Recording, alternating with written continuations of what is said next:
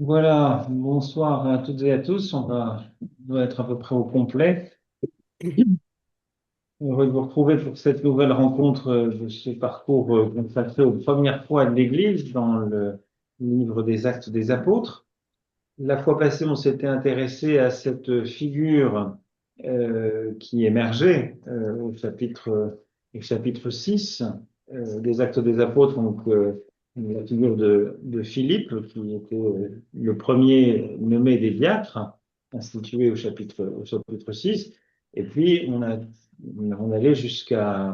au martyre d'Étienne au chapitre 7, le long discours d'Étienne qui s'achevait par sa lapidation.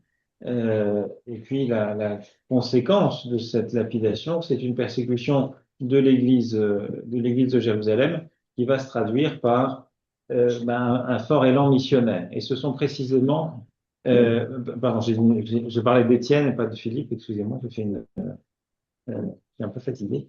Donc c'était la lapidation d'Étienne et on voyait déjà cette figure de Philippe qui émergeait au chapitre 6, mais c'est évidemment Étienne qui était la personnalité euh, émergente. Voilà. Et Philippe était le deuxième à être évoqué parmi les sept. Euh, donc, première persécution de l'Église de Jérusalem, qui va viser particulièrement le groupe qualifié des hellénistes. Les hellénistes, donc, ces juifs de langue grecque qui sont, semble-t-il, beaucoup plus critiques vis-à-vis des milieux sacerdotaux, comme on le voyait dans le discours assez virulent d'Étienne. Donc, suite à cette première persécution, on voyait ces hellénistes se répandre un peu partout, enfin, et surtout en Samarie, avec une activité missionnaire tout à fait efficace en Samarie, au point que les apôtres, Pierre et Jean, vont se rendre également en Samarie. Et ce premier épisode de la parole de Dieu en Samarie se concluait par le fait que euh, la parole, ils annonçaient la bonne nouvelle à de nombreux villages samaritains. Voilà, on en était là, mais on savait qu'ils retournaient. Pierre et Jean, après avoir rendu témoignage et annoncé la parole du Seigneur, retournèrent alors à Jérusalem. Donc c'est le contexte, on se retrouve à nouveau à Jérusalem, et c'est là que va intervenir donc ce récit qui va nous intéresser aujourd'hui, à savoir l'épisode de Philippe et qui rencontre l'eunuque d'Éthiopie, qui va donc occuper la fin du chapitre 8, les versets 26 jusqu'au verset 40. Alors, je vais vous faire la lecture de ce texte-là. Vous avez reçu le dossier. Donc, voilà ce que voilà, je commence la lecture. Vous avez sur votre dossier donc un certain nombre, une traduction, et puis en vis-à-vis, vous avez un certain nombre de questions. Et donc, voilà, pendant que je lis, faites ça, enfin, lisez-le aussi crayon en main, et puis n'hésitez pas à souligner des choses qui vous marqueraient. Un ange du Seigneur parla à Philippe, disant, Lève-toi et marche du côté du Midi, sur la route qui descend de Jérusalem vers Gaza. Elle est déserte. Et se levant, il est allé. Et voici un homme éthiopien, eunuque, dignitaire de Candace, reine des Éthiopiens, qui était responsable sur tout son trésor, venu se prosterner à Jérusalem, s'en retournait. Assis sur son char, il lisait le prophète Ésaïe. L'Esprit dit alors à Philippe, Approche et attache-toi de près à ce char. Philippe, accourant, l'entendit lire Ésaïe le prophète et dit, Est-ce que tu connais ce que tu lis? Lui dit, Comment donc puissais-je en être capable si pas un ne me guide? Il invita Philippe à monter s'asseoir avec lui. Or, le passage de l'écriture qu'il lisait était celui-ci. Comme un mouton à l'égorgement, il a été mené, et comme un agneau sans voix devant qui le ton, ainsi il n'ouvre pas sa bouche. Dans son abaissement, son droit a été enlevé. Sa génération, qui la racontera? Car elle est enlevée loin de la terre, sa vie. Prenant la parole, l'eunuque dit à Philippe, je te prie, de qui le prophète dit-il cela? De lui-même ou de quelqu'un d'autre? Philippe, ouvrant sa bouche et commençant à partir de cette écriture, lui annonça Jésus, la bonne nouvelle. Tandis qu'ils faisaient route le long du chemin, ils sont arrivés vers un point d'eau, et l'eunuque déclara, voici de l'eau, qu'est-ce qui empêche que je sois baptisé? Il a ordonné d'immobiliser le char, et tous les deux sont descendus vers l'eau, Philippe et l'eunuque, et il l'a baptisé. Quand ils sont remontés de l'eau, l'Esprit du Seigneur a ravi Philippe, et l'eunuque ne l'a plus vu, car il allait son chemin joyeux. Philippe a été trouvé vers Azote. Au passage, il évangélisait toutes les villes jusqu'à ce qu'il arrive à Césarée. Voilà, donc un texte relativement bref. Euh, Ce que, donc, ce que tu as lu, c'est la traduction liturgique non, officielle? non, c'est une traduction d'étude qui est celle de Daniel Marguera, Ah, euh, d'accord. mais qui, voilà, qui est un petit peu différente, je veux un peu plus littéral que ce que vous avez sous les yeux, mais ça change pas foncièrement la donne. Alors peut-être on peut partager nos premières réactions, premières interrogations, et puis on aura l'occasion d'y revenir peut-être en s'aidant tout à l'heure des différentes questions qui sont proposées en vis-à-vis de ce texte sur vos dossiers.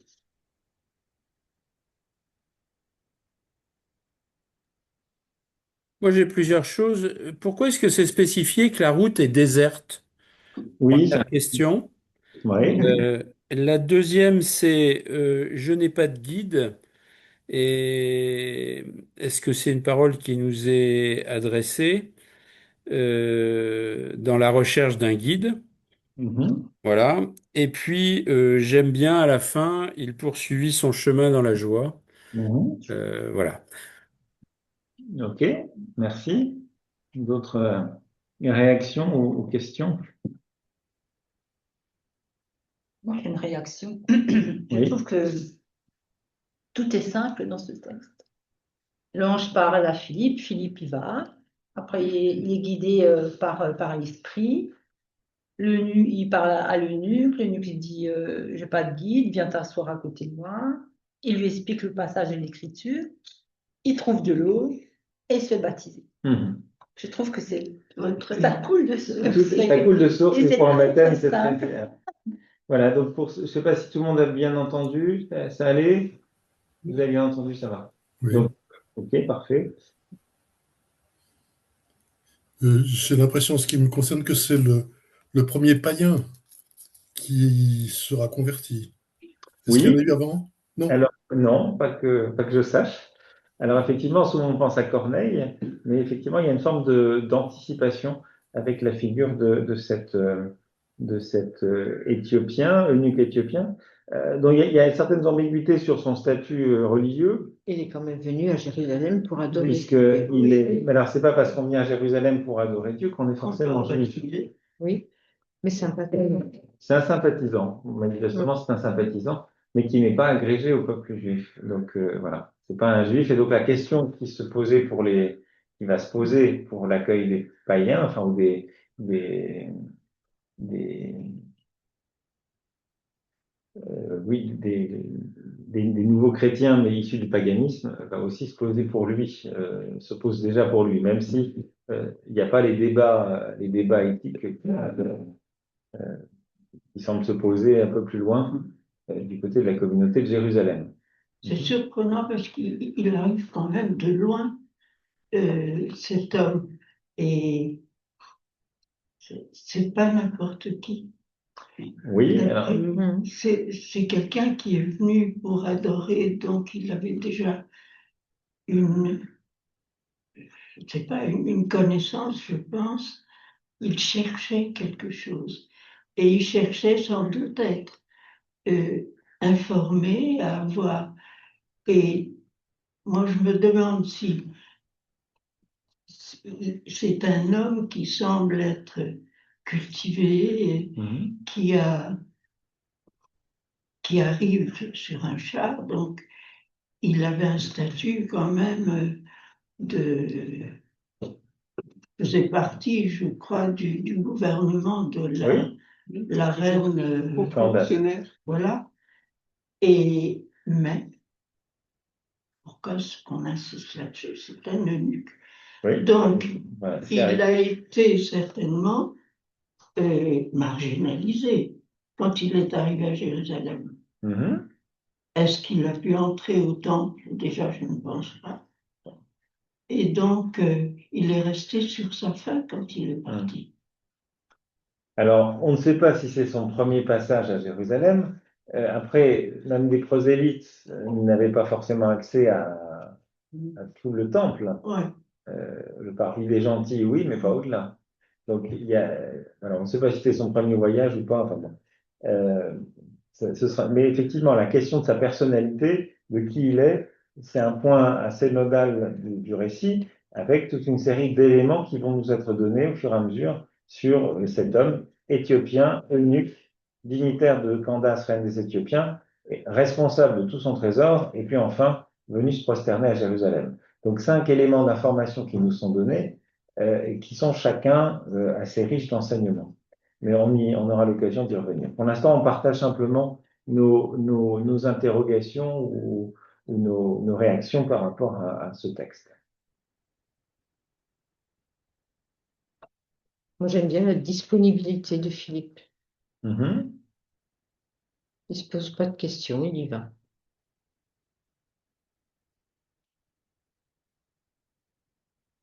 En fait, on ne sait pas vraiment ce qu'a dit Philippe. Le Alors, contenu de la bonne nouvelle, voilà. oui. Alors, Alors effectivement, que la question, c'était quand même, est-ce que tu comprends vraiment? Et on reste un peu sur l'interrogation, c'est quoi c'est-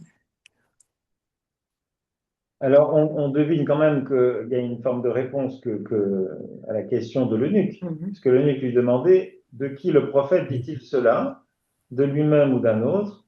Et verset 35, Philippe, ouvrant sa bouche et commençant à partir de cette écriture, lui annonça Jésus, la bonne nouvelle.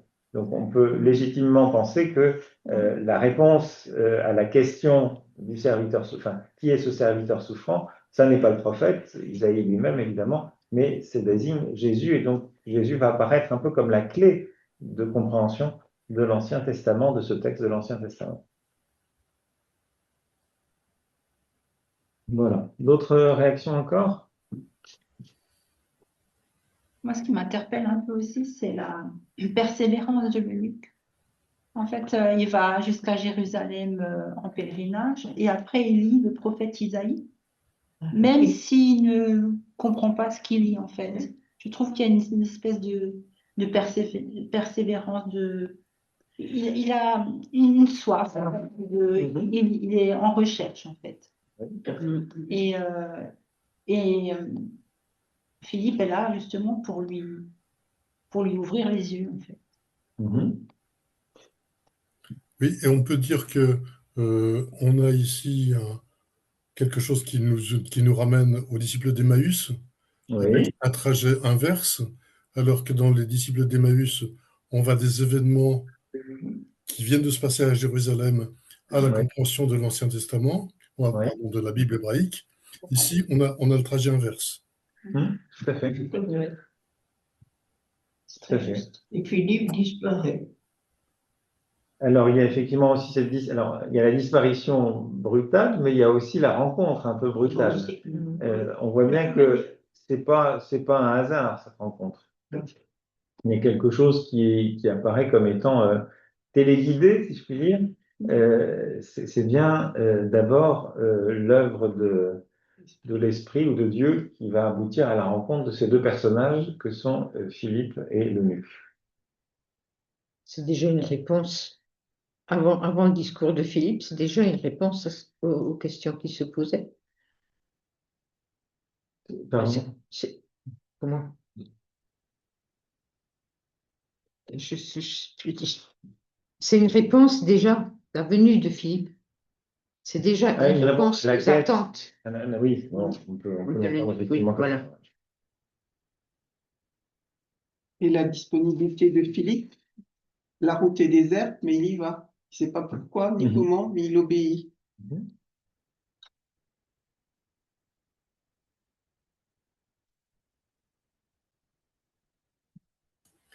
Et Ok. on peut peut-être aussi opposer ça au récit de la Pentecôte.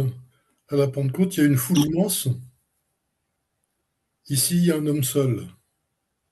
Oui, enfin, oui, oui, c'est juste. Donc, comme s'il y avait oui, une forme, une évangélisation un peu différente, qui passe par quelque chose d'un contact plus, Tête à tête. d'un tête-à-tête, quelque chose de plus intime. Et on peut peut-être mettre ça en relation avec son statut de païen. Alors que pour le peuple juif, il est possible que la conversion soit collective.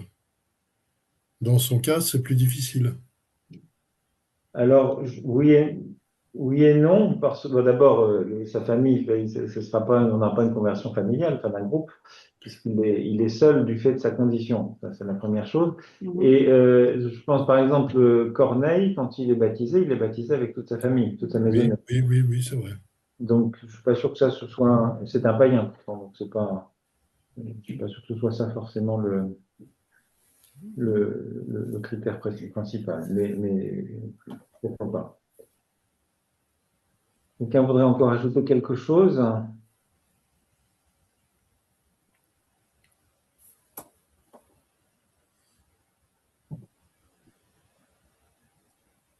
C'est dommage qu'on ne sache pas ce qui s'est dit et entre ce qui s'est passé entre cette eunuque et Philippe. On n'en sait rien. Alors, Ça s'est passé tellement vite, là. Philippe, tout de suite, parce qu'il y a un peu d'eau. alors, de Mais on fait, lui avait on ne sait pas forcément grand-chose du contenu, mais enfin, c'est un petit peu comme, voilà, tout à l'heure on a évoqué le récit des disciples d'Emmaüs. On ne sait pas non plus ce que Jésus a dit aux disciples d'Emmaüs.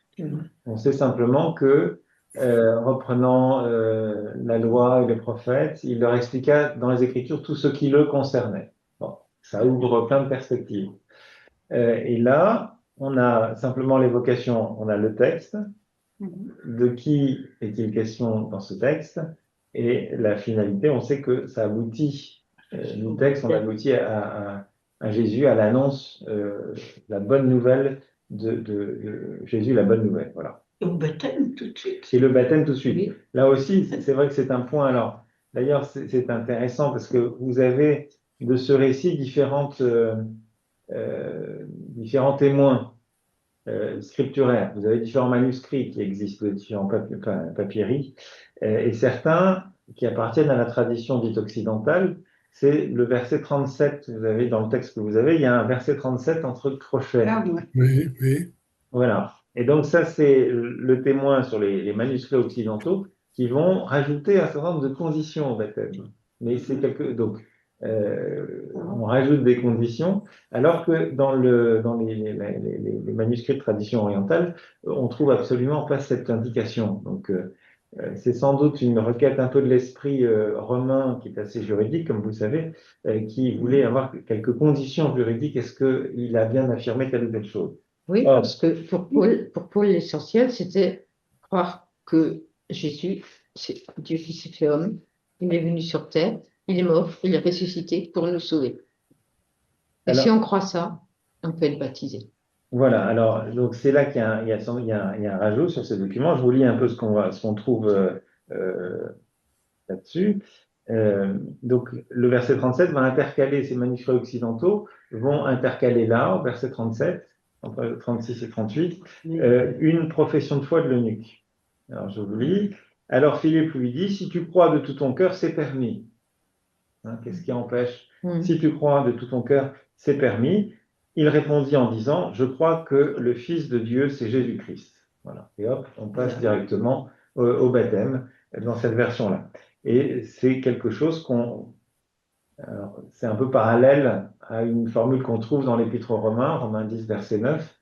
Et donc, on pense que c'est une glose plus tardive qui a été rajoutée, mais ce n'était pas dans le récit original. Parce que probablement que ce récit ne cherche pas d'abord à décrire le rituel du baptême Oui.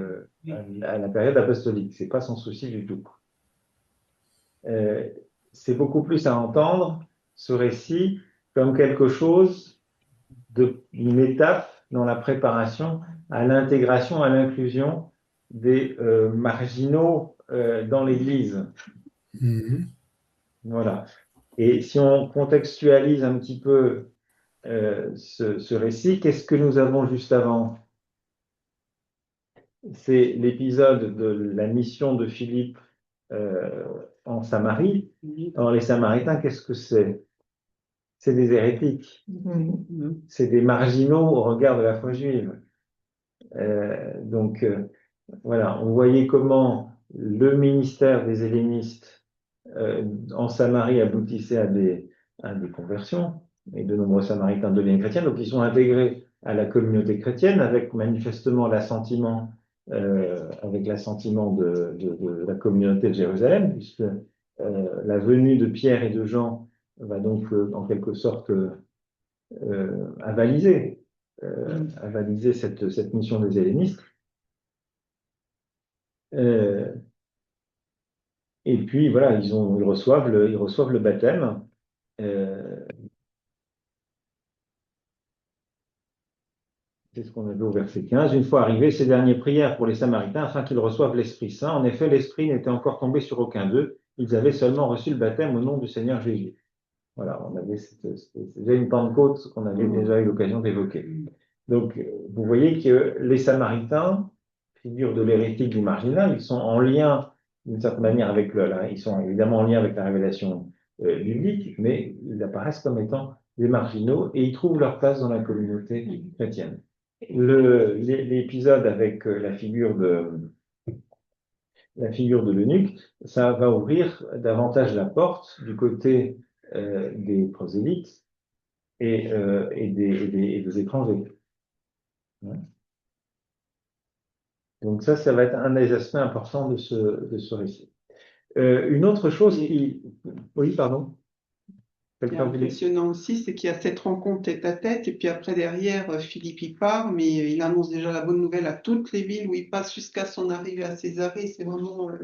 Oui, alors ça, il y a un verbe qui va scander l'ensemble de ce passage du chapitre 8, c'est euangelizomai, évangéliser. Donc ça commence dès le début du chapitre 8. Hein. Très vite, on part dans cette espèce de... Et ça, c'est ce qu'on trouvait au verset 25. Ils annonçaient la bonne nouvelle à de nombreux villages samaritains. Verset 25, c'est ça. Oui, On va le retrouver à d'autres occasions encore. Au verset 4, 8, 4. Ceux donc qui avaient été dispersés allèrent de lieu en lieu, annonçant la bonne nouvelle de la parole. On est déjà dans cette dynamique-là, dès le début. On le retrouve au verset 24 et on le retrouve encore au verset 40, comme une forme d'inclusion.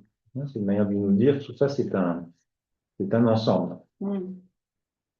Alors, autre point intéressant à relever d'emblée, c'est une sorte de parallélisme entre la figure de Philippe et les prophètes de l'Ancien Testament. Parce que quand même, un prophète, un char, un prophète qui est enlevé, ça doit vous rappeler des choses. Ça rappelle effectivement la figure d'Élie et son enlèvement au ciel, sous les yeux d'Élisée. Il y a probablement quelque chose de cet ordre-là. On peut aussi penser à un parallèle avec la figure de Naaman, le Syrien, qui va être purifié de la lèpre par l'intervention, enfin voilà, sur l'ordre d'Élisée. Voilà. Donc il y a un certain nombre de parallèles qu'on peut faire, et sans doute qu'il y a dans la perspective qui est celle de Luc, il y a le souci de faire jouer un peu de ce qu'on appelle l'intertextualité. C'est-à-dire qu'en entendant des récits, et bien forcément, l'auditeur qui connaît un peu son Ancien Testament, qui a la Torah, on va dire, ses prophètes et les livres historiques, tout ça, ça fait résonance, ça résonne un peu. Hein. Et donc Philippe apparaît aussi un peu comme étant un prophète, et donc aussi un instrument un peu dans les mains de Dieu. Hein. Autre point qui est intéressant, qui a été soulevé à l'instant, sur la Young Elite Somai, donc cette activité missionnaire de Philippe. Philippe va donc être déplacé après, enlevé du côté d'Ashdod, donc au nord de Gaza, puis il va vers le littoral et il va remonter le littoral vers le nord. Césarée, donc toutes ces régions un peu du littoral. Donc c'est intéressant parce que ça nous dit aussi que sans doute que la première évangélisation, c'est sans doute le témoignage de la place du mouvement helléniste, des hellénistes, dans cette première évangélisation sur le rivage de la mer Méditerranée. Et puis la ville de Césarée, Césarée évidemment, comme son nom l'indique, elle est beaucoup plus liée à l'Empire romain, et c'est déjà nous faire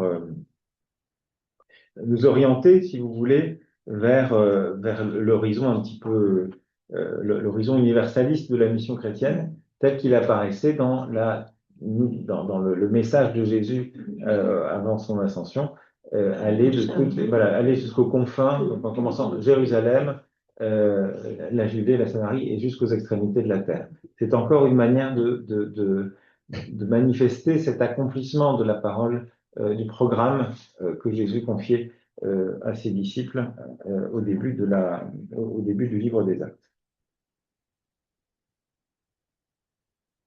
Donc c'est intéressant parce qu'on voit que ce qui suivra, avec notamment la figure de Corneille et les interventions de Pierre, Pierre va intervenir dans une région où les hellénistes se sont déjà passés. Donc on ne peut pas exclure même que des figures comme Corneille aient été en contact avec des hellénistes, façon les gens de Philippe. Voilà.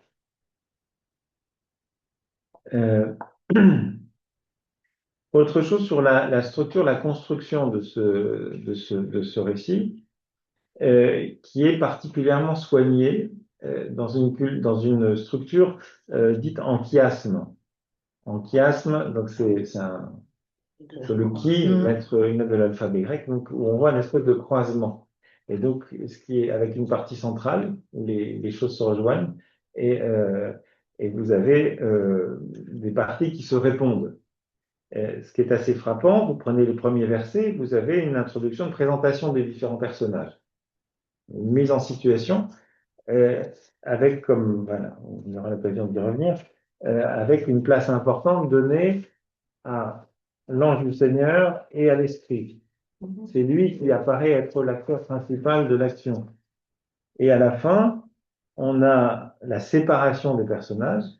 Vous voyez les deux personnages qui sont réunis par l'action de l'Esprit et sous l'influence de l'Esprit, de l'ange du Seigneur. Et à la fin, verset 39-40, vous avez la séparation des personnages qui est presque aussi brutale, peut-être plus brutale encore, avec cet enlèvement et le ravissement de Philippe qui est emmené du côté d'Ashdod.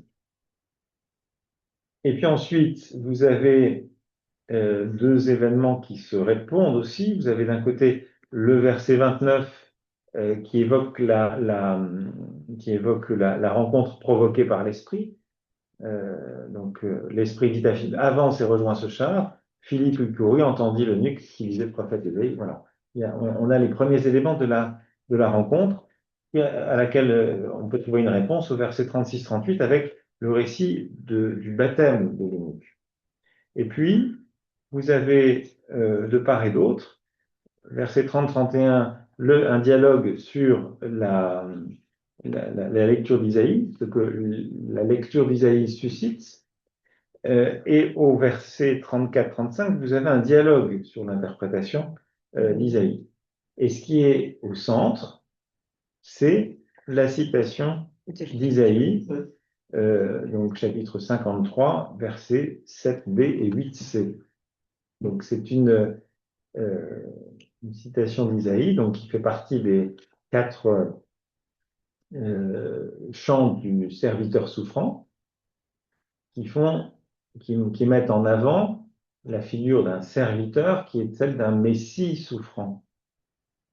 Et dans le judaïsme, vous savez, c'est quelque chose d'un peu, d'assez difficile à admettre, à concevoir. Donc, voilà, on va être amené à regarder d'un peu près le sens de ce texte et de cette référence. Et puis, ça a été évoqué, vous avez quelque chose qui se rapproche considérablement, c'est le même auteur, évidemment, le récit des disciples d'Emmaüs et ce récit-là, les deux sont tout à fait proches, comme Claude l'a rappelé tout à l'heure. C'est une rencontre sur un chemin quittant Jérusalem. Tous sont en train de partir de quitter Jérusalem. Il y a un aveu d'incompréhension dans les deux cas. On n'arrive pas à comprendre. Et nous, on pensait qu'il était le libérateur d'Israël. Euh, il y a dans les deux cas une lecture christologique des Écritures. Alors, comme ça a été pointé par Claude, il ne va pas dans le même sens. Dans un cas, c'est euh, l'Écriture qui conduit au Christ, et dans l'autre cas, c'est le Christ qui éclaire l'Écriture. Et dans les deux cas, vous avez un geste sacramentel, ou quasi sacramentel. Vous avez un repas, la scène, ils partagent le pain, ils rendent le pain, et dans l'autre cas, on a un baptême. Et dans les deux cas, c'est suivi d'une disparition immédiate. Aussitôt, il disparut à leurs yeux, et Philippe, il s'évanouit aussi dans la nature. Et dans les deux cas, le chemin se poursuit. Alors, les disciples d'Emmaüs retournent à Jérusalem. C'est pas le cas de Philippe, de Philippe de l'eunuque, qui reprend la route pour rejoindre son Éthiopie. Tout joyeux.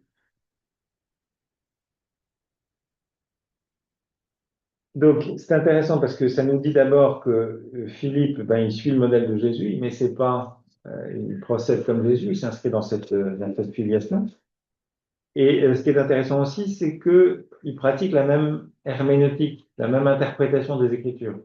On comprend les Écritures, on les travaille, on essaie de les comprendre un peu de la même manière. C'est l'événement en articulant le texte et l'événement Jésus-Christ.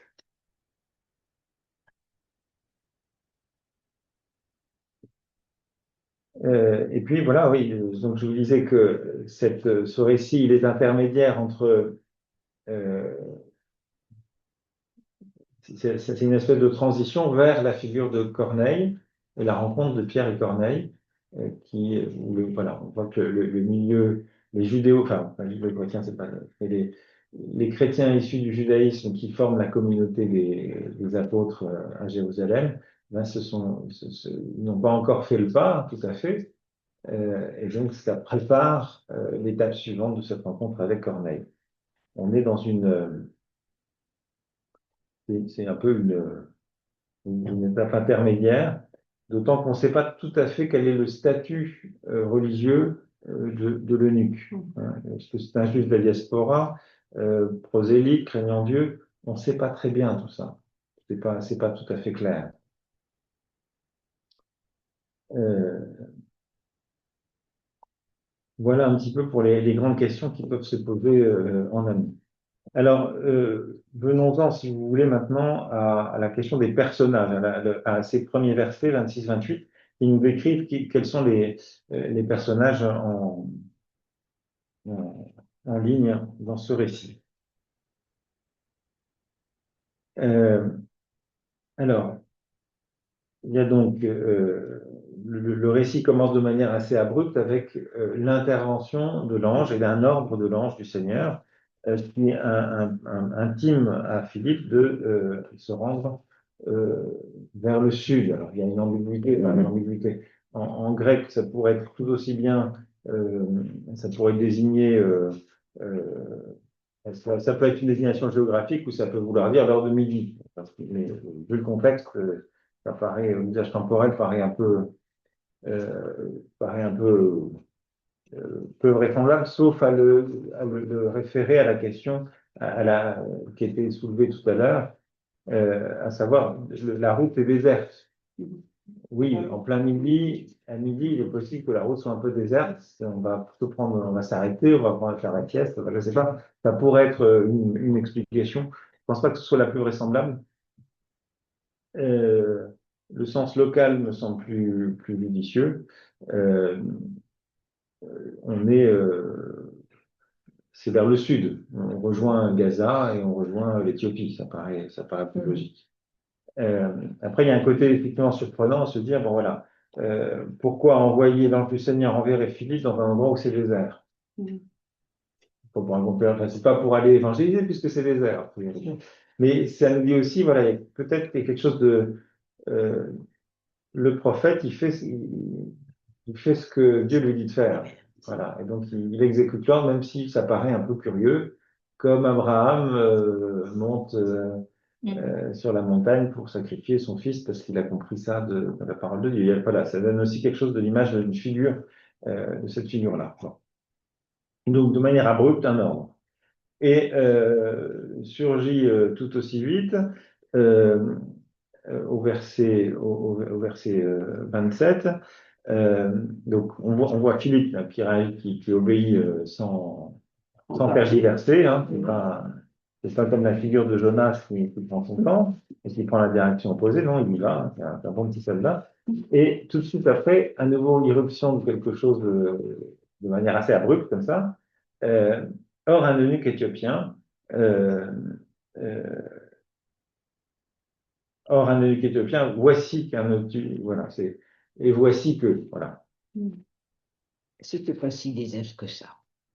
Alors, et c'est là qu'on a une présentation tout à fait intéressante. Donc, un homme s'avance sur son char, selon toute vraisemblance, comme on va découvrir qu'il lit à haute voix à côté, donc on présume qu'il c'est pas lui, il n'est pas seul, c'est pas lui qui tient les rênes du char, mais il doit avoir quelqu'un qui le conduit, d'autant qu'on apprendra au verset 38 que l'eunuque donne à l'ordre d'arrêter son char. Donc, a priori, il n'est pas tout seul. Il doit être plutôt assis à l'arrière du char. Et, pendant son voyage, alors qu'il fait un peu chaud sans doute, il est en train de lire un rouleau du prophète Isaïe. Donc, on va avoir toute une série d'informations qui nous sont données sur ce personnage. On apprend d'abord que l'homme est éthiopien. Alors, l'Éthiopie, c'est pas un pays qui est tout à fait inconnu en termes bibliques. La reine de Saba. Voilà, il y a évidemment la reine de Saba, si proche de Salomon. En hébreu, c'est Couche, l'Éthiopie est appelée Couche. Et donc, il y a une tradition, enfin, c'est comment dire, un lien ancien entre Israël, Jérusalem et cette ville et l'Éthiopie. Je crois qu'il y a même un psaume sur Jérusalem qui évoque les différentes nations. Euh, L'Égypte et l'Éthiopie, chacune est née là-bas, parlant de Jérusalem. Donc c'est un peu, il y a quelque chose d'un lien qui est déjà un peu manifesté entre l'Éthiopie et, euh, et Jérusalem. Donc il est présenté comme, alors éthiopien, Éthiope, ça veut dire face sombre, donc il est noir hein, de peau, c'est ça que ça veut dire, hein, Éthiopie. Éthiope. On apprend qu'il est eunuque.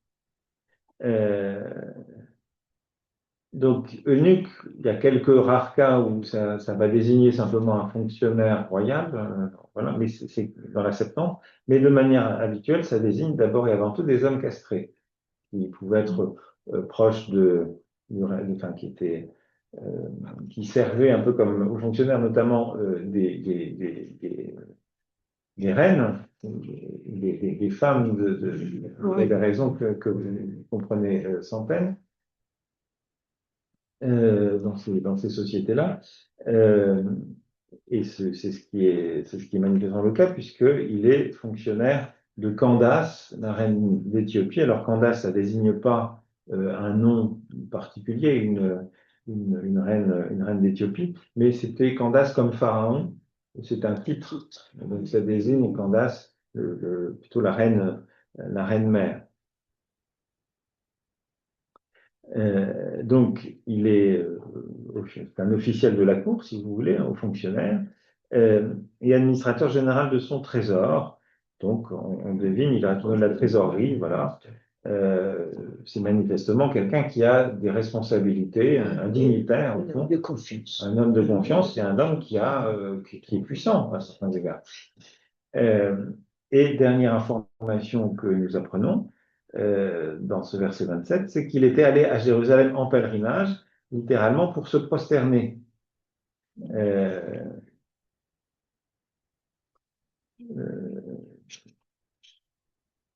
et dernière information qui apparaît au verset 28, il retournait chez lui, assis dans son char, il lisait le prophète Ésaïe.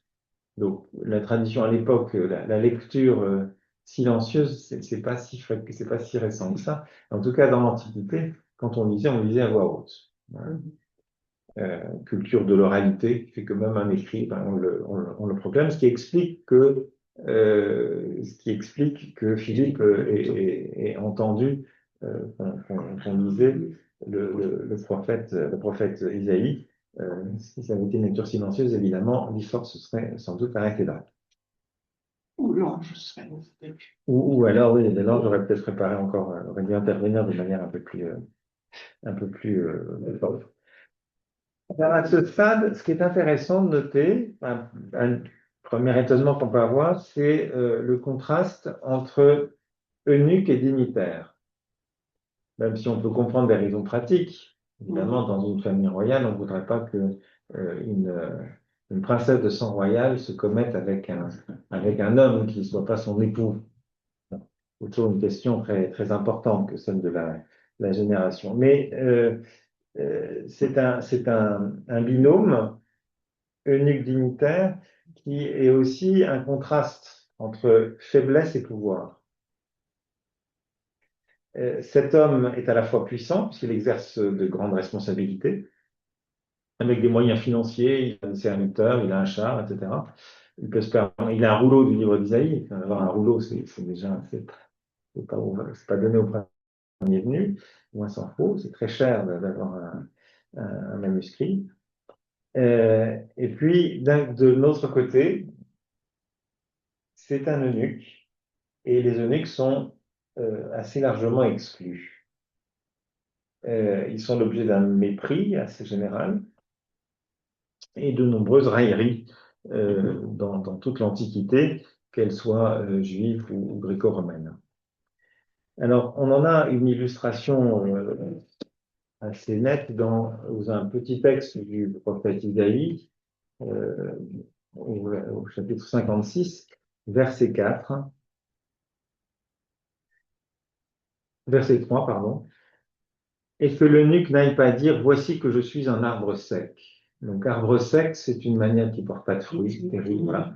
Quelque part, c'est une espèce c'est une raillerie, c'est la reprise d'une raillerie qui était commune et qu'on a adressée aux eunuques.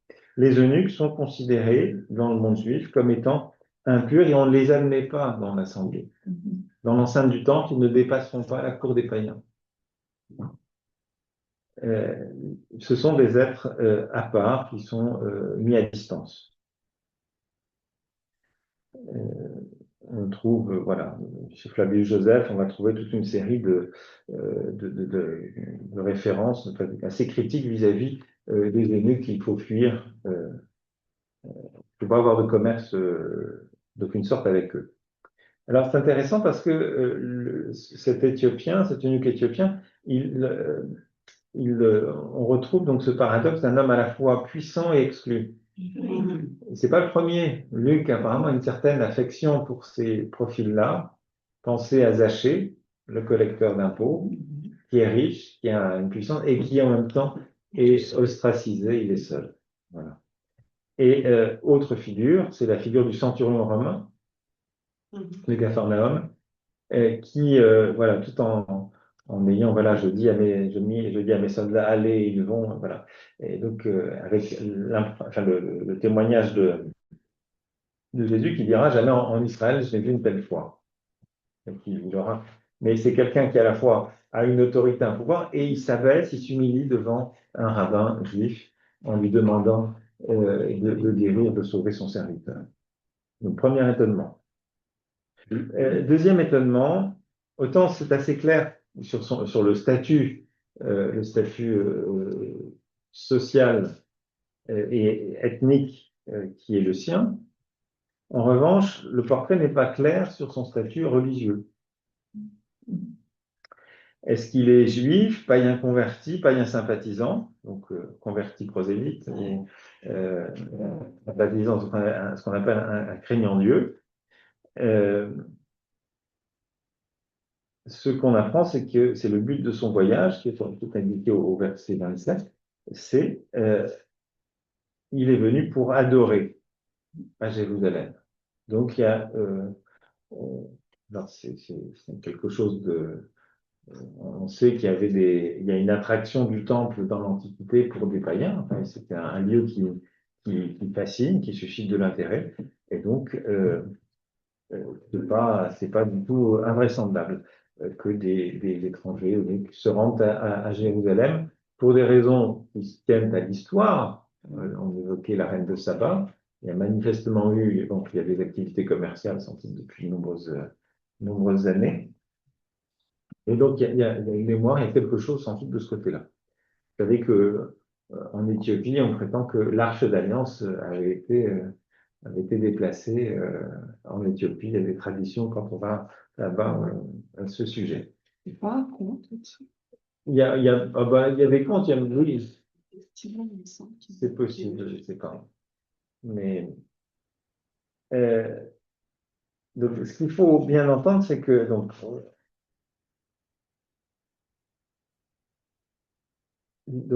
sa qualité donc un étranger à distance du temple, mais qui peut être fasciné par le temple, donc craignant Dieu, prosélyte, on ne sait pas au final, mais c'est sans doute de côté là qu'il faut chercher. Mais il est dans un statut qui est un statut marginal. Marginal religieusement parce que sans doute pas juif, dans toute vraisemblance pas juif, étranger. Et puis, parce que nuque, il est exclu de toute une série utiliser du peuple. Il y a une forme de marginalisation qui est liée à son état. Or, au chapitre 56 du livre d'Isaïe, vous avez une prophétie tout à fait intéressante qui concerne les eunuques et les étrangers. Je vous le lis. Qu'il n'aille pas dire, le fils de l'étranger qui s'est attaché au Seigneur, qu'il n'aille pas dire, le Seigneur va certainement me séparer de son peuple. Et que l'eunuque n'aille pas dire, voici que je suis un arbre sec. Car ainsi parle le Seigneur aux eunuques qui gardent mes sabbats, qui choisissent de faire ce qui me plaît et qui se tiennent dans mon alliance. À cela je réserverai dans ma maison, dans mes murs, une stèle porteuse du nom. Ce sera mieux que des fils et des filles. J'y mettrai un nom perpétuel qui ne sera jamais retranché. Est-ce que c'est ça? Ça, c'est Isaïe 56. Ah, Notez bien, ce sera mieux que des fils et des filles. J'y mettrai un nom perpétuel qui ne sera jamais retranché. C'est pas sans écho à la citation d'Isaïe qui se trouve au cœur de notre récit. Il y a une question de génération, de descendance, oui, c'est ça qui est évoqué. Les fils de l'étranger qui s'attachent au Seigneur pour assurer ses offices, pour aimer le nom du Seigneur, pour être à lui comme serviteurs, tous ceux qui gardent le sabbat sans le déshonorer et qui se tiennent dans mon alliance, je les ferai venir à ma sainte montagne, je les ferai jubiler dans la maison où l'on me prie. Leurs holocaustes et leurs sacrifices seront en faveur sur mon autel, car ma maison sera appelée maison de prière pour tous les peuples, oracle du Seigneur Dieu qui rassemble les expulsés d'Israël. En plus de ceux déjà rassemblés autour de lui, j'en rassemblerai encore. Vous voyez, une perspective clairement universaliste, tout à fait magnifique, mais où une place tout à fait singulière est donnée aux étrangers et aux eunuques, deux caractéristiques qui sont celles de notre eunuque éthiopien. Et donc, quelque part, cet eunuque éthiopien, il va être une forme de réalisation de l'espérance prophétique présentée en Isaïe. Donc, sans doute que, toujours intertextualité, les auditeurs entendant ces mots-là, ils doivent se dire, mais ça fait écho avec ce que disait le prophète. Et donc, est-ce qu'il n'y a pas quelque chose d'un accomplissement dans ce qui est en train de se passer là? Alors, on avance avec la rencontre et le dialogue sur l'écriture, les versets 29 à 35, les parties plus centrales. Donc, l'action, on l'a bien compris, elle va être déclenchée par un agent qui est un agent divin. Eh bien, c'est l'ange du Seigneur qui est à l'origine de tout. Et l'esprit, c'est pas une initiative, un plan pastoral pour lequel on a fait un séminaire avec les apôtres à Jérusalem en disant voilà, notre stratégie, ça va être de viser tel public, d'organiser un congrès mission là, etc. La perspective, elle n'est pas tout à fait de cet ordre-là. On est guidé par l'esprit. Il y a vraiment quelque chose de non cherché, quoi. Donc, il y a l'épisode où Philippe entend le haut fonctionnaire qui lit le prophète Isaïe donc à voix haute, coutume courante à l'époque, et il y a un premier échange qui est très raffiné d'un point de vue linguistique, parce que Philippe s'adresse à l'Éthiopien en lui disant comprends-tu vraiment ce que tu lis? Alors, entendu comme ça nous fait pas. Voilà, oui, bon, ok. C'est un peu même, on peut même trouver que c'est abrupt. Non, c'est en grec, il y a un jeu de mots entre ginosko, connaître, et anaginosko, lire. Connaître et lire, c'est sur la même racine. Donc, euh, euh, connais-tu ce que tu reconnais par la lecture? On pourrait le dire encore autrement. Est-ce que tu entends ce que le texte te donne à entendre? Enfin, il y a un certain, ça témoigne d'une certaine qualité littéraire, enfin pas littéraire, en tout cas un niveau de langage assez important. C'est intéressant parce que Philippe s'adresse à cet homme, il s'adresse dans un langage il s'adapte à son auditoire. Et la réponse, alors d'abord c'est intéressant parce que derrière il y a il y a une question herméneutique. Comment on interprète l'écriture? Lire et comprendre, les conditions pour comprendre, et ça renvoie à toute cette idée qui va être très présente et qui va marquer énormément toute l'exégèse chrétienne, à savoir que l'écriture doit être comprise à la lumière de Jésus-Christ. C'est tout le début de ce qu'on appelle la lecture typologique. Le nouveau est présent dans l'ancien et l'ancien annonce le nouveau. Et donc, on va toujours chercher ces prototypes, ce qui anticipe et qui annonce l'événement Jésus-Christ. Et la réponse de l'eunuque, elle se situe sur un niveau linguistique particulièrement élevé. Là encore, on est dans c'est un milieu plutôt d'élite, on pourrait dire. Il répond, et comment le pourrais-je si je n'ai pas de guide? Alors comme ça aussi, ça paraît un peu fade. La traduction littérale de Marguerin disait la chose suivante. Comment donc puissais-je en être capable si pas un ne me guide? Déjà, vous sentez qu'il y a un petit côté un peu plus précieux, on va dire, voilà. Alors en fait, ça traduit une formule grecque un petit peu rare, qu'on appelle un optatif potentiel. Donc ça dit quelque chose d'une certaine d'un nouveau langage. C'est son côté dignitaire. Mais c'est intéressant parce que ça nous dit aussi que l'accompagnement de l'un à l'autre, c'est aussi se mettre au niveau de l'autre. Et Philippe a cette attitude-là. Et en même temps, dans cette formule-là, il dit aussi son désarroi. Il reconnaît son manque. Il reconnaît que, ben non, il comprend pas. Et la conversation va pouvoir débuter. Il invite Philippe à monter à s'asseoir près de lui. Si venant d'un haut personnage comme lui, c'est significatif. C'est on n'est pas du haut de son char, je condescends à regarder le misérable qui m'adresse des paroles. Voilà. Il l'invite donc on est sur un régime un petit peu d'égalité. Et ce qu'il attend, c'est quelqu'un, donc quelqu'un qui me guide, si pas un ne me guide. Alors, guider, c'est le verbe employé, c'est odegeo. Vous avez beaucoup entendu parler de synodos, odos, donc géo, odo, bon, on est c'est conduire sur le chemin. Conduire sur le chemin. Donc il est sur un chemin qui conduit de Jérusalem vers Gaza et l'Éthiopie, mais ça nous dit aussi quelque chose de l'attente d'un guide spirituel ou d'un accompagnateur spirituel. C'est un peu cette dimension qui est bien présente. On en vient donc au verset qu'il est en train de lire. Comme une brebis qu'on conduit pour l'égorger, comme un agneau muet devant celui qui le tond, c'est ainsi qu'il n'ouvre pas la bouche. Dans son abaissement, il a été privé de son droit.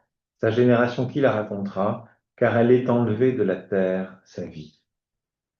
Alors, c'est donc une citation, mais un peu charcutée, si tu peux dire, de ce discours, de ce chant du serviteur souffrant. Dans le prophète Isaïe, vous avez 4 chants du serviteur souffrant qui mettent en avant cette figure d'un serviteur, une figure un peu messianique, mais souffrance, qui est un peu inhabituelle et assez peu commun. Et donc, celui qui souffre, ben, en fait, il était celui qui était choisi par Dieu. C'est ça ce qu'on apprend et ce qui va évidemment ce qui nous frappe. Alors, à noter quand même que dans la citation qui est faite, la dimension expiatoire de la mort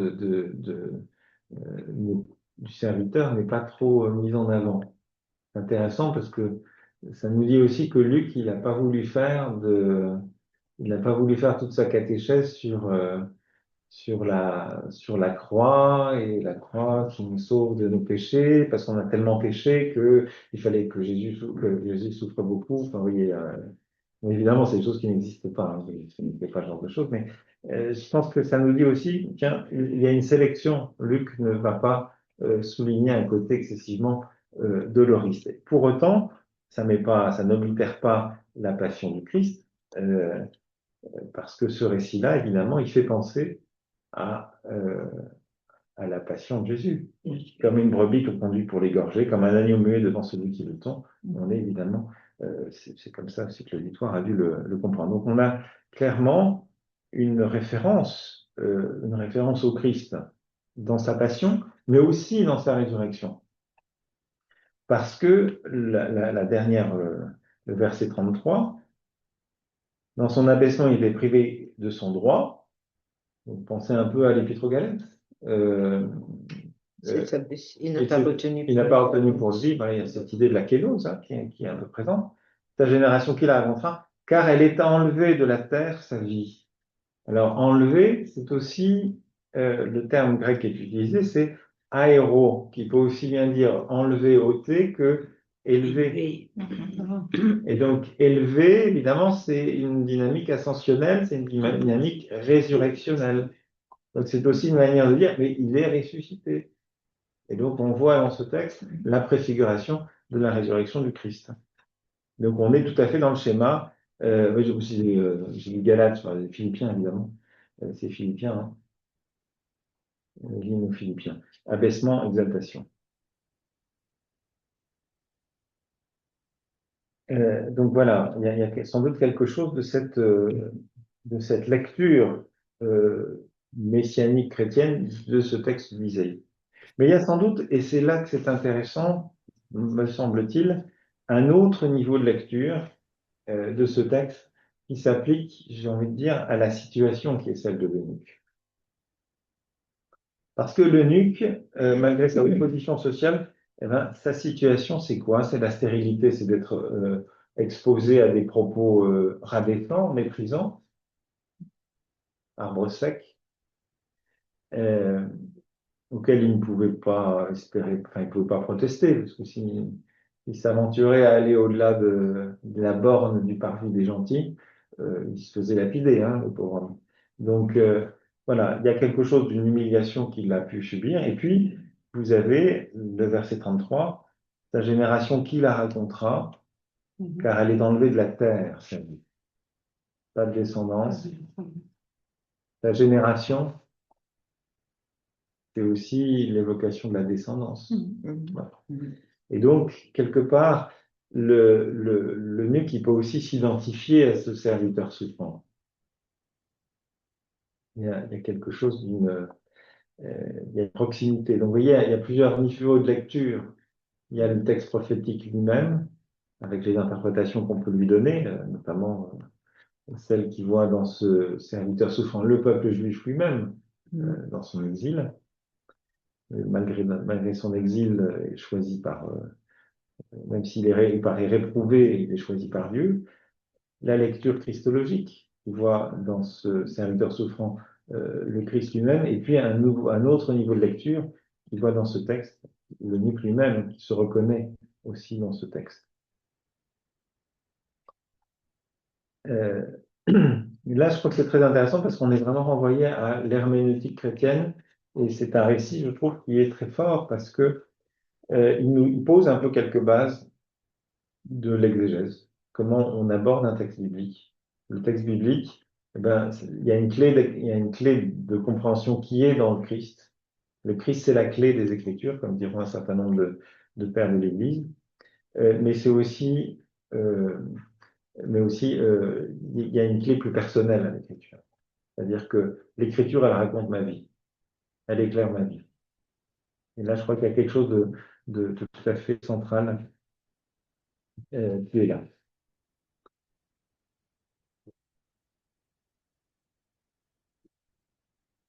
Alors, on a bien ensuite cette explication que va donner, enfin, s'adressant à Philippe, l'eunuque lui dit, je t'en prie, de qui le prophète parle-t-il ainsi? De lui-même ou de quelqu'un d'autre? Donc là, les hypothèses que j'ai formulées, bah, c'est ça, c'est le Christ d'abord, première évocation, et puis l'eunuque lui-même, peut-être. Voilà. Mais en tout cas, dans la réponse, ce qui ressort, verset 35, Philippe ouvrit alors la bouche, et partant de ce texte, il lui annonça la bonne nouvelle de Jésus. Donc c'est bien, on va du texte vers Jésus, mais on ne peut pas exclure aussi une dimension plus personnelle. Alors évidemment, là, dans ce récit, dans ce verset-là, cette formule partant de ce texte, il lui annonça la bonne nouvelle de Jésus, c'est vraiment le parallèle avec les disciples d'Emmaüs. Lui partant de la loi et des prophètes, il leur expliqua toutes les Écritures. Donc, là, il y a un vrai parallèle entre les deux. Philippe prenant un peu le rôle du ressuscité comme interprète de l'Écriture, comme il avait perpétué les miracles de Jésus quand il est en Samarie. Alors, il y a la différence, c'est que en Luc 24, dans les disciples d'Emmaüs, c'était la destinée de Jésus qui faisait problème, nous qui pensions qu'il était le libérateur, voilà, de son peuple, etc. Et c'était l'Écriture qui venait éclairer la Pâque résurrection du Christ. Enfin, résurrection pas encore assumée, mais alors que là, c'est l'inverse. C'est la compréhension d'Ésaïe qui fait difficulté, et c'est la vie de Jésus qui vient l'éclairer. Donc, l'Écriture faisait anamnèse de la vie de Jésus dans les disciples d'Emmaüs, et là, la vie de Jésus fait l'exégèse de l'Écriture en acte 8.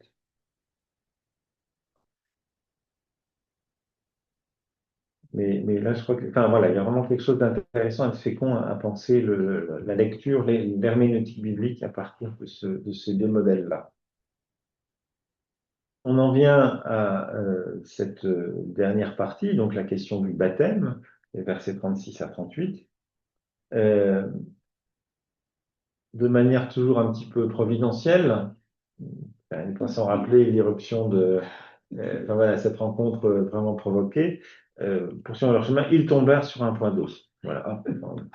Et l'eunuque interpelle, voici de l'eau, qu'est-ce qui empêche que je reçoive le baptême? Donc une exclamation, l'Éthiopien, voici de l'eau, qui peut dire aussi son enthousiasme, enfin, son désir profond Oui. d'être baptisé. Et puis, une question qui est un peu rhétorique. Qu'est-ce qui empêche? Que je sois Parce qu'il n'y baptisé. aura pas de réponse. Alors, en tout cas, pas dans sinon dans les textes occidentaux, dans les manuscrits occidentaux, mais dans le récit originel, il n'y a pas de réponse. C'est des gloses plus tardives. Mais ce qui est intéressant, c'est que ce verbe empêcher, c'est quelque chose, donc c'est la thématique des obstacles. Or, il va y avoir des obstacles. Est-ce qu'on accueille ou pas des étrangers, des païens dans l'Église? Est-ce que c'est possible, des choses pareilles? Et c'est exactement la question qui sera posée à Pierre quand pour dire que est-ce qu'il y a des obstacles au baptême d'un païen? Il utilisera le même terme, koluo, qu'est-ce qui empêche? Donc, ça vient interpeller le lecteur, notamment le lecteur juif qui entendrait ce récit, et qui va se dire, au nom de quoi s'opposer à la conclusion de ce parcours? Au nom de quoi je m'opposerai au baptême de cet Éthiopien? Donc, ça participe aussi d'une préparation de l'auditeur à accueillir l'universalité de la mission. On ne sait pas si la réaction de Philippe à cette question. Alors, manifestement, il baptise, donc ça ne lui pose pas de problème. Donc, lui, rien n'empêche. Est-ce qu'il a été surpris ou est-ce que, allons-y? Apparemment, ça n'a pas dû poser plus de problème que ça. Alors, la question, c'est aussi un récit très construit, construit qui se veut préparatoire de l'ouverture aux païens. Donc, on ne va pas se focaliser sur le fait comment est-ce qu'on célèbre le baptême, est-ce qu'on va donner la formule au nom du Père, du Fils et du Saint-Esprit, est-ce qu'il doit proclamer la foi avant, est-ce qu'on lui donne le baptême après.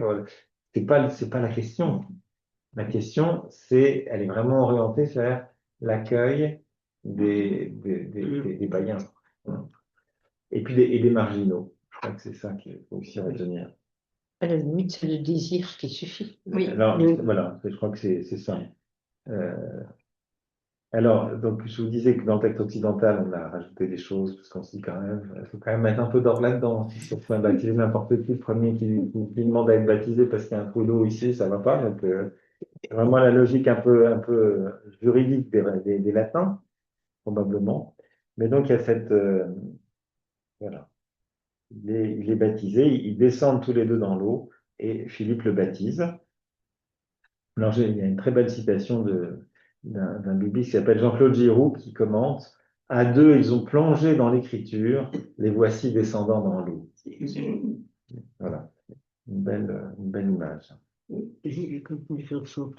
Mais vraiment, la perspective, c'est de préparer ce qui va suivre avec Corneille, puisque là, le baptême, là, vous avez quelque chose de très ramassé, mais encore une fois, l'objectif, c'est pas de dire comment ça va se faire ou comment ça s'est fait, mais c'est de préparer à l'intégration, l'arrivée de ces nouveaux membres dans l'Église.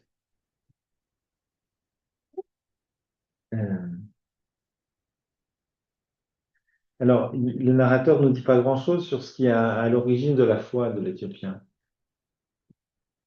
Alors, on peut émettre des hypothèses. Mais ce que le récit semble suggérer, sans le dire, c'est l'interprétation que j'ai essayé de développer, c'est que le destin du serviteur souffrant a pu trouver un écho dans la vie de l'eunuque. Et avec Philippe pour guide, cet homme puissant et faible a suivi un chemin de lecture qui lui a fait entendre la passion de Jésus au creux de sa propre humiliation. Donc il s'est reconnu. De la même manière que dans le récit des Actes des Apôtres, Jésus le raconte dans les Écritures tout ce qui le concernait. Comment l'Écriture me concerne et comment l'eunuque se sent concerné par ce qu'il est en train de dire. Et on en vient au verset 39 et 40 à la séparation donc tout aussi brutale que la rencontre s'était faite, avec un ravissement de Philippe. Il est ravi comme Élie pouvait l'être sur son char, sous les yeux d'Élisée. C'est une thématique, l'idée d'être enlevé avec force, hein, c'est pas forcément de plein gré quoi qu'il est enlevé. Mais ce qui est intéressant, c'est que ça nous renvoie aussi au type de relation entre l'accompagnateur, le guide et le disciple néophyte, qui est un rapport de liberté. C'est pas C'est il pas s'efface. forcé. Voilà, il a conduit au Christ et il s'efface, il se retire. Il est plus là. C'est pas ça qui est très. Philippe, finalement, c'est assez secondaire. Et ça, je crois que c'est aussi significatif. Et il repart, il suit sa route, il reprend sa route, heureux. Voilà. Et la joie, c'est toujours chez Luc le signe que le salut est venu. Et ça, je crois que c'est vraiment important à noter, à retenir. Alors, je vous propose de reprendre dans le temps qui nous reste l'un ou l'autre point du dossier qui vient un petit peu exprimer autrement, de manière plus synthétique, ce que j'ai essayé de dire laborieusement. Euh, Oui, Hervé, j'ai pas compris l'histoire du verset 37 qui est pas cité là. oui. Et tu parles de l'Occident et de l'Orient. Là, on a une lecture qui est plutôt dans le texte de l'Occident. Alors pourquoi est-ce Non, qu'on cite? là, c'est le texte oriental que tu as. Enfin, Ah, alors, en fait, pour bien faire comprendre, euh, donc nous, on a un truc qui s'appelle l'Évangile, hmm. un Nouveau Testament. Ok. D'abord, le Nouveau Testament, il n'est pas sorti comme ça sous presse, il n'est pas tombé du ciel avec déjà la version définitive. On a une multitude de versions, des manuscrits, des papyrus, divers et variés, avec des variantes très importantes. Alors, il y a des spécialistes, hein, des biblistes spécialistes qui font de la critique textuelle. Donc, ils vont analyser, ils vont passer au peigne fin, comparer tous ces différentes versions pour se dire, mais alors, c'est quoi la plus vraisemblable? C'est quoi la première? Et ils vont essayer de faire des liens d'un manuscrit à l'autre. Et donc, ils vont réussir à faire, en fonction de l'endroit où il a été trouvé, des rapprochements, on va dire, ben voilà, ça vient plutôt de là. Alors, tiens, là, ils ont dit ça, et c'est sans doute une erreur de copiste qui s'explique parce que, alors, je donne un exemple, c'est que comme dans les monastères, on entendait que l'évangile de Matthieu, donc souvent, quand on copie l'évangile de Marc, on a un moment de distraction, un moment de copier. Comme on l'a tellement entendu à la messe, on copie la version, on complète avec la version mathéenne de Matthieu, alors que Marc, vous ne lisez pas, quoi. Enfin, c'est un peu. Donc il y a tous ces outils-là. Et donc on a découvert, c'est qu'il y a donc une famille pour les Actes des Apôtres, une famille de manuscrits qu'on appelle la tradition occidentale et une autre qu'on appelle la tradition orientale. Alors la plus ancienne, la plus vraisemblable, c'est la tradition orientale, mais on voit que dans le monde occidental latin, voilà, plutôt enfin gréco-latin, on va dire, euh, le monde latin romain, il est très sensible au droit et aux procédures, c'est bien respecter les choses, les formes, etc. Et donc, il y a des ajouts.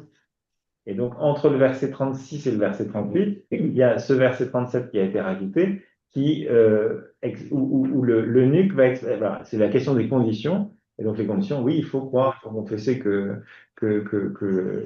Jésus est Christ, et Fils de Dieu. Et donc, c'est ce que va faire, c'est ce que fait à ce verset 37 l'eunuque. Et donc, puisqu'il l'a dit, c'est bien, on le baptise. Mais c'est un souci très formaliste romain. Je ne sais pas si c'est plus clair ce que je viens de te dire.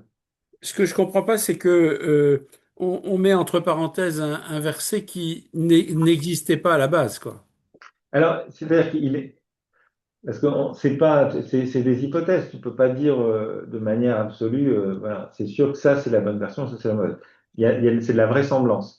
Donc tu as une édition critique en grec que je n'ai pas ici qui s'appelle Nestlé Aland. Tu as une édition critique du Nouveau Testament ils vont même ils mettent des espèces de notes en termes de vraisemblance, A, B, C, D. Enfin, Mhm. donc plus c'est Donc, ils sont des centaines d'universitaires à avoir comparé ça, puis ils se mettent d'accord sur, bon, qu'est-ce qui est le plus vraisemblable. Et c'est à partir de ça qu'on fait cette édition critique. Et donc, on va dire, ben voilà, de manière objective, le plus vraisemblable, c'est que c'est bien la tradition orientale qui est le plus proche de l'origine. Et dans le monde occidental, on a essayé de développer, on a rajouté un truc, mais c'était sans doute pas là au début. C'est tout. Mhm. Donc c'est pas très essentiel, mais ça dit juste un peu des états d'esprit, quoi.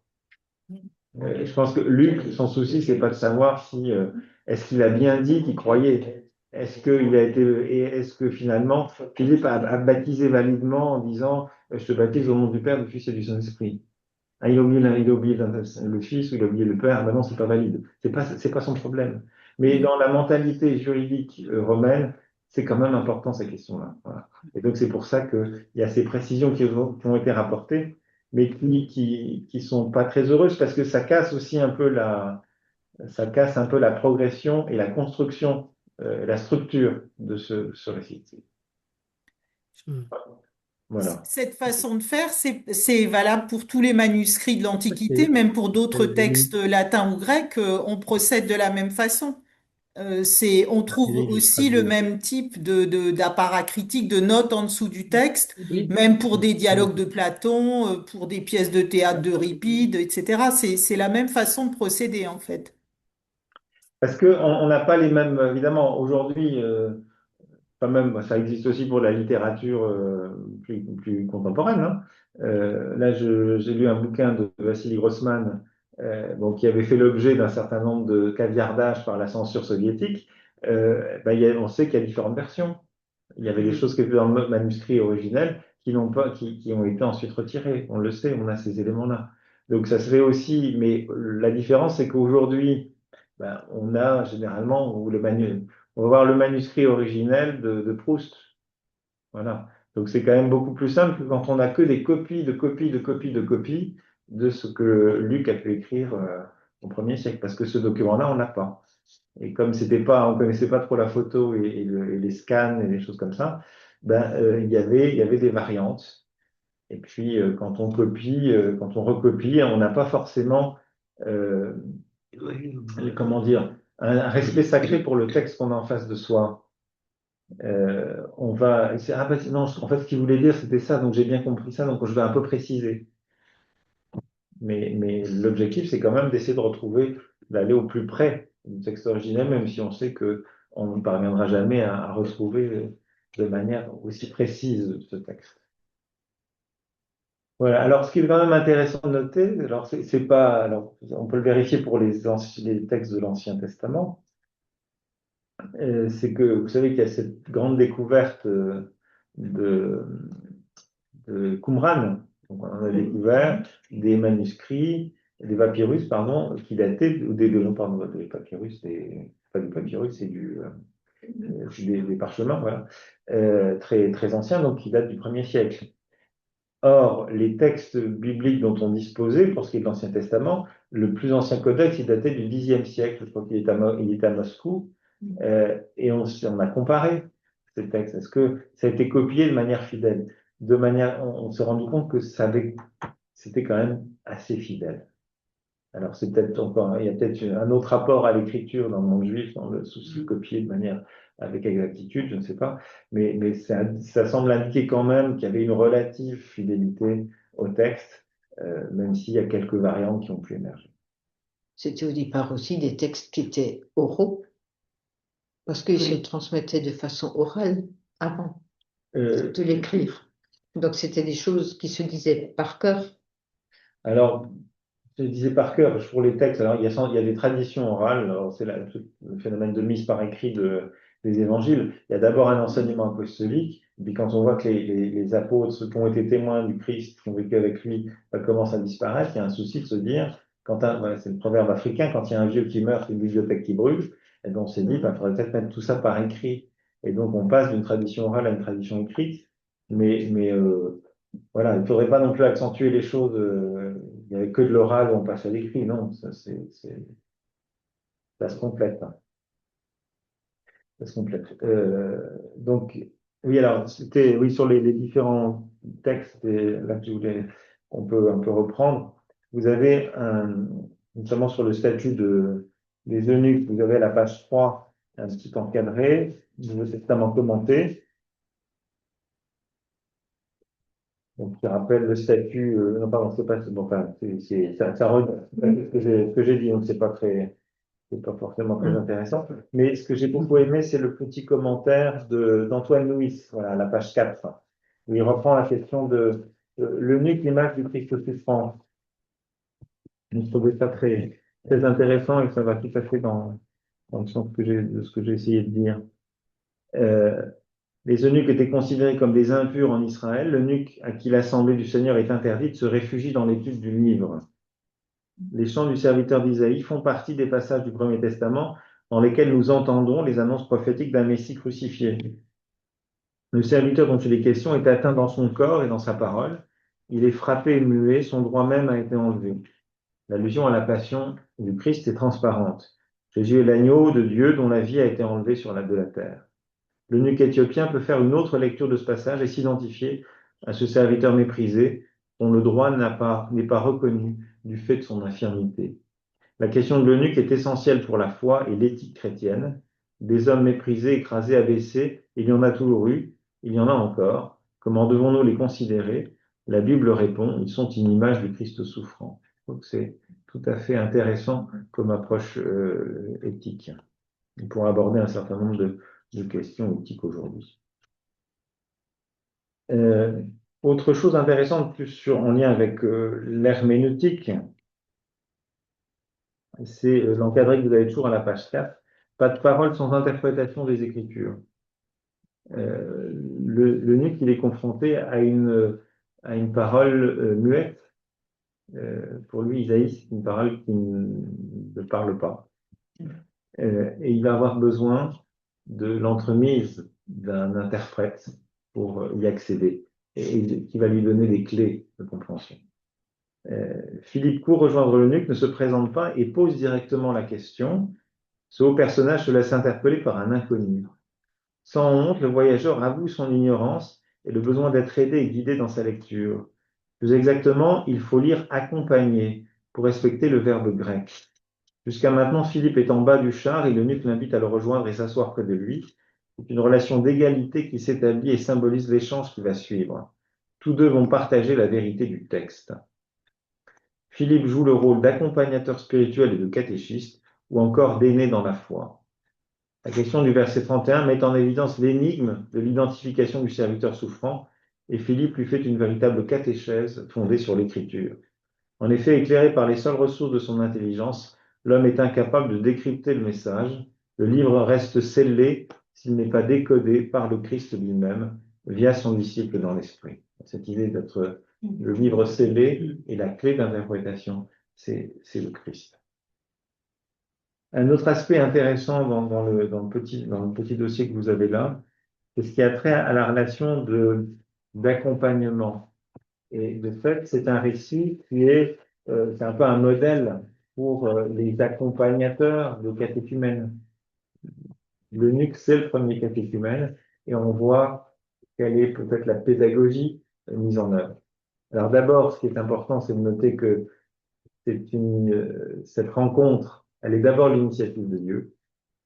C'est pas le produit encore de nos activités missionnaires. Nous allons être des disciples missionnaires, on va être des missionnaires. C'est un vague baroudeur, et puis vous allez voir ce qu'on va voir, et puis je vais vous faire connaître Jésus-Christ. Voilà. C'est moi qui vous donne la foi. Non, c'est un peu plus compliqué que ça. C'est bien le Christ et l'Esprit qui travaillent le cœur des gens avant même qu'ils ne viennent frapper à notre porte. Et donc, celui qui accompagne, il accompagne le travail de l'Esprit dans l'autre. Il n'est pas le maître et sinon il risque de se prendre pour un gourou et c'est mal barré. Voilà. Et donc ça, je crois que de ce point de vue-là, Philippe est un modèle d'accompagnement de catéchumène ou d'accompagnateur spirituel aussi. Et c'est ce que dit de manière très juste Monseigneur Michel Dubos à la page 5, savoir accompagner au nom du Christ. Je trouve que vraiment c'est fécond. Les premiers chrétiens ont toujours été sensibles au fait qu'il était difficile de lire la Bible et d'entrer dans l'Église sans un guide, sans ce que nous appelons aujourd'hui un accompagnateur. L'accompagnateur est plus qu'un compagnon, même s'il est appelé un jour à partager le pain. Le mot indique une proximité, mais aussi une certaine distance dans un déplacement, un mouvement. Philippe accompagne l'eunuque, mais en fait, ils ne sont pas face à face, car ils sont l'un et l'autre nus par l'Esprit. Leur relation est d'une certaine manière en Dieu. Et ce qui est premier pour l'un et pour l'autre, c'est la relation avec Dieu. Pour le dire autrement, le texte montre que Philippe est pleinement impliqué dans ce qui arrive, mais visiblement, ce n'est pas lui le maître du jeu. Non seulement l'esprit le pousse, mais pendant la rencontre, il est guidé par la recherche de l'eunuque. Il faut remarquer que dans ce sens, ce n'est pas lui qui expose un savoir, c'est son devoir, son expérience qui permettent à l'eunuque de comprendre ce qu'il lit, ce qu'il fait, ce qu'il veut. Bref, Philippe est un accompagnateur parce qu'il est dans une attitude de totale disponibilité. Il écoute ce qui est dit, en particulier la lecture du livre d'Isaïe, mais à travers cette lecture, il entend l'appel du salut de l'eunuque. C'est une écoute de ce que l'Esprit dit à son frère. Je crois que là, il y a vraiment quelque chose qui est plein d'enseignements pour nous aujourd'hui. Et à la fois la liberté, parce qu'on voit bien que Philippe, il est mu par l'esprit, il est conduit par l'esprit, mais l'esprit ne lui dit pas tout. Il y a une liberté, il y a une initiative, une place qui est donnée à cette liberté. Il est acteur, mais il reste discret. Et puis à la fin, il est retiré, il s'en est, il n'est plus là, il n'est pas. On est appelé à la liberté, comme dit l'Épître aux Galates, et pas à la servitude vis-à-vis d'un gourou ou d'un maître. Hein.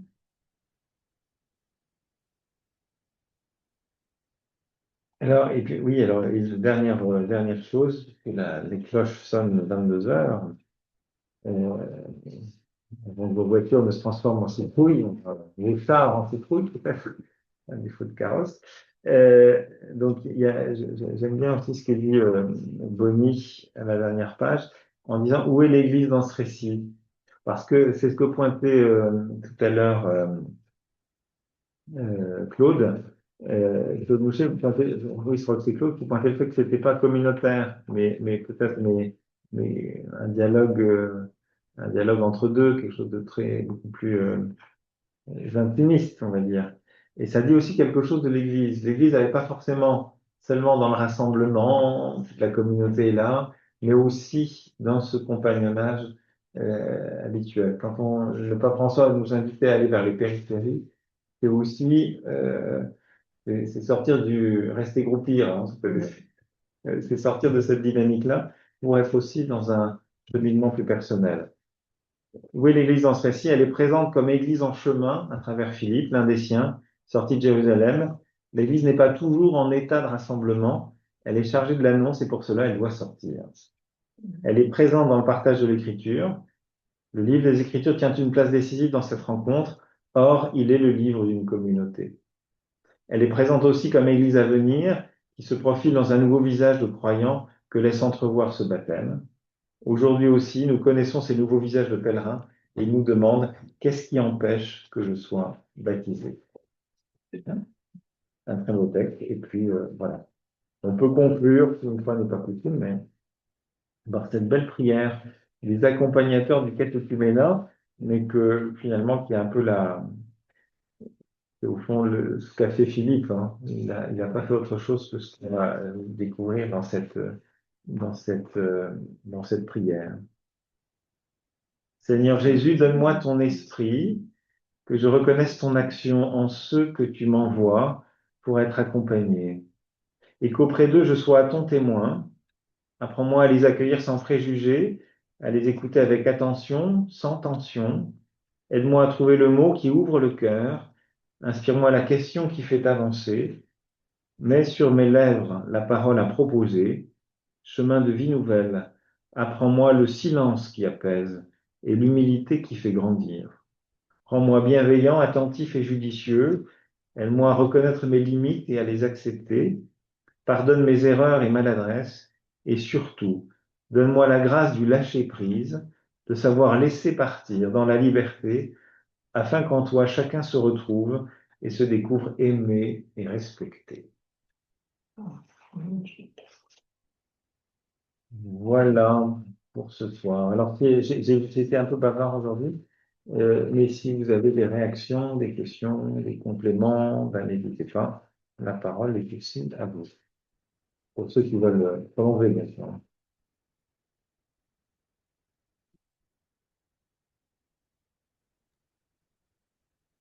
Vas-y.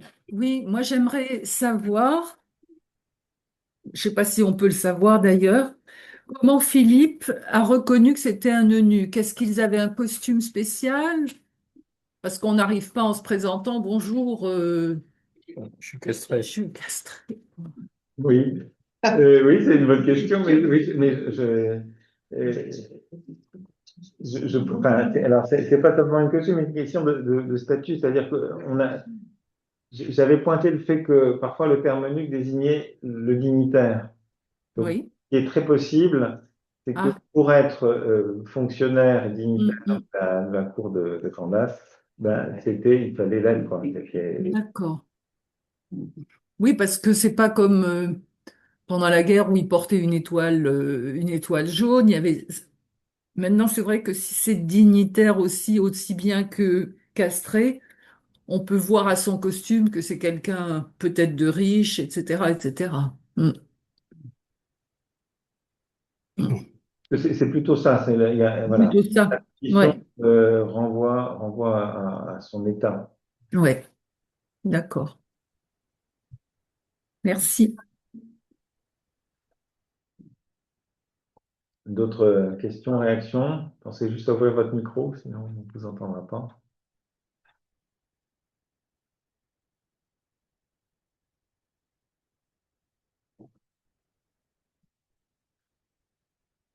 Eh ben, s'il n'y a pas de questions, on va s'arrêter là pour ce soir. Donc, je vous rappelle que nous nous retrouvons le mois prochain, mais non pas le premier jeudi du mois, mais le deuxième. Ce ne sera pas le 4 juin, mais le 11.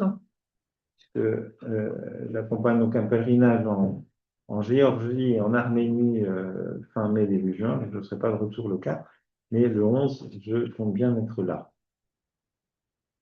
Voilà, donc ben, j'ai plus qu'à vous souhaiter une bonne soirée et puis à très bientôt.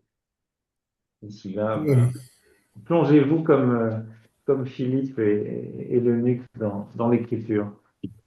Ou dans l'eau. Dans,